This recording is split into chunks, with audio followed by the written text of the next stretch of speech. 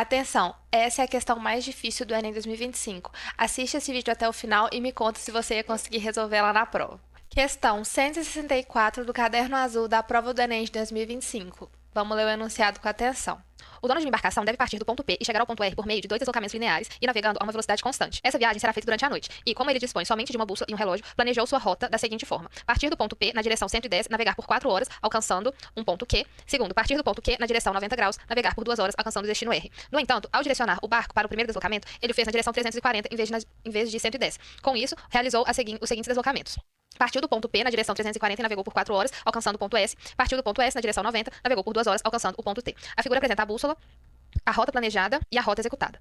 O dono da embarcação só percebeu o equívoco ao chegar ao ponto T. Com isso, agora ele precisa definir a direção e o tempo de navegação que lhe permita, partindo do ponto T, chegar ao ponto de destino R por meio de uma rota retilínea. Considere 0,64 como aproximação para cosseno 50. A direção e o tempo aproximado de navegação que o dono da embarcação deve utilizar são, respectivamente...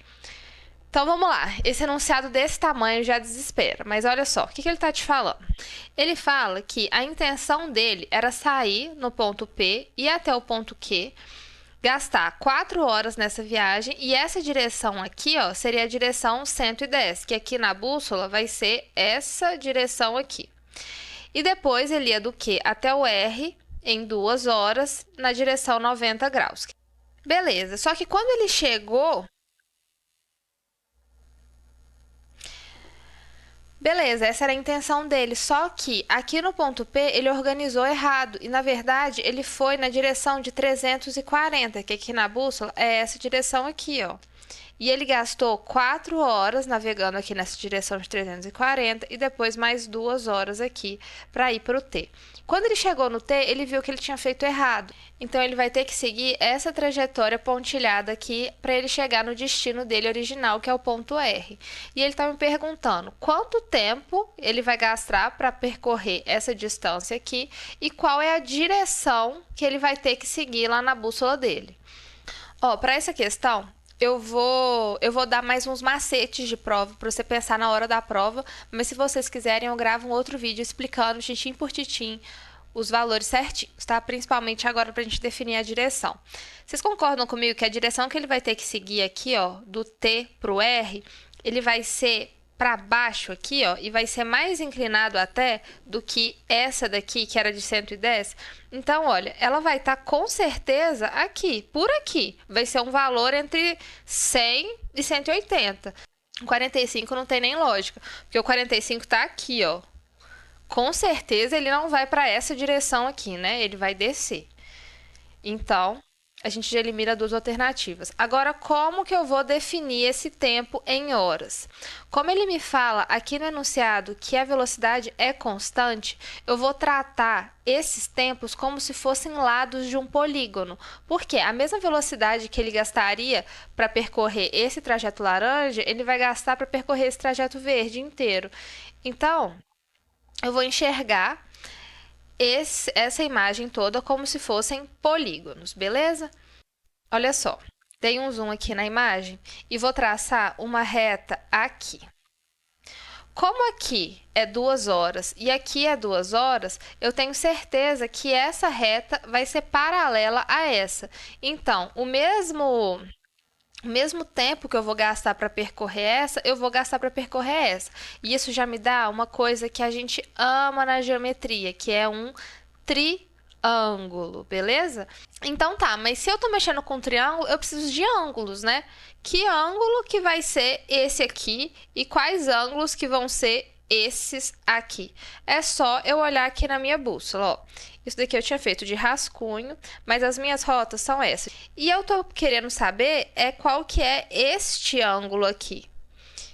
X. E é só eu contar na bússola. Então, ó, eu sei que daqui para cá foram 20 graus. E daqui para cá, 110. Então, 20 mais 110, eu sei que foram 130 graus, que é a mesma coisa daqui. Então, eu sei que aqui é 130 graus. E olha só, eu sei que esse daqui é um triângulo isósceles. Então, eu sei que o mesmo ângulo desse lado aqui vai repetir desse lado aqui. Então, vai ficar o seguinte: 2α mais 130 é igual a 180. 2α é igual a 50, α é igual a 25 graus.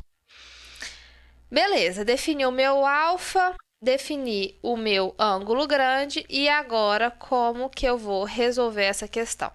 Eu posso fazer de alguns jeitos, tá? Eu vou redesenhar esse triângulo aqui embaixo para vocês conseguirem entender melhor. Aqui, redesenhei o triângulo, virei ele da forma que a gente gosta mais.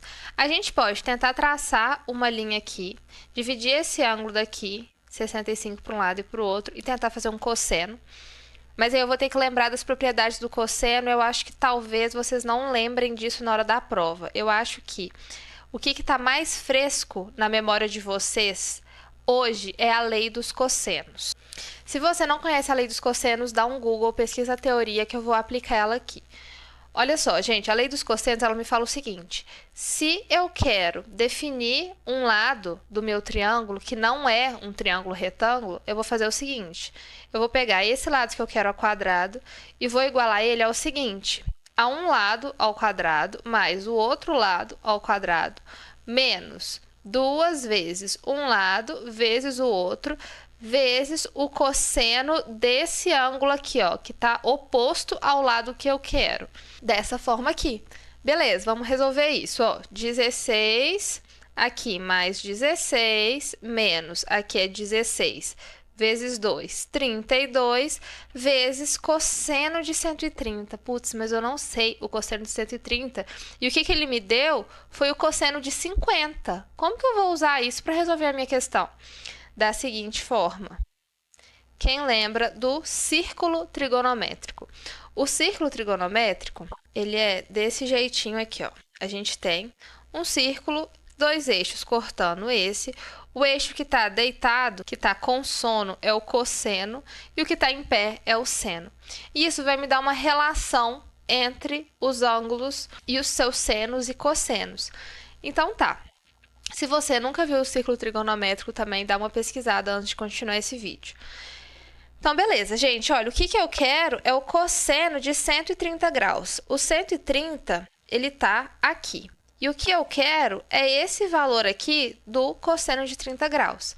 Mas eu preciso de dar um jeito de encontrar os 50 aqui, não preciso? Então, olha só, se eu parar para pensar, eu sei que isso daqui forma um ângulo de 90 graus, então sobra quanto para cá? 40, né? Para dar 130, que era o que eu queria. E se eu espelhar esse ângulo para o lado de cá e pegar o simétrico dele? Eu vou ter 40 aqui também, não vou? E aqui sobra quanto? 50. Então, o que eu sei? Que o cosseno de 50 é o oposto do cosseno de 130. Então, olha só, se eu sei que o cosseno de 50 é 0,64, eu sei que o cosseno de 130 é menos 0,64. E assim eu resolvo a minha questão. Então, vamos continuar aqui. X ao quadrado é igual a essa brincadeira toda. 16 mais 16 dá 32, menos 32 vezes menos 0,64 dá menos 20,48. Então, eu sei que x ao quadrado é 32 mais 20,48, que dá 52,48. Nossa, mas eu errei a questão, porque como é que eu vou tirar a raiz quadrada de um número com vírgula? Vamos ter calma e vamos pensar nesse número aqui, ó. Então, ó, o que eu preciso fazer é tirar a raiz de 52,48, não é isso? Mas olha só, raiz de 49 não é 7 e raiz de 64 não é 8. Então, eu tenho certeza que esse meu x, ele tá entre 7 e 8, porque 52,48 está entre 49 e 64. Então, eu tenho certeza que o meu x vai ser 7, alguma coisa. Vamos ver aqui nas minhas respostas? Olha só, 7 horas e 15 minutos. E é exatamente isso. Portanto, resposta certa, letra A.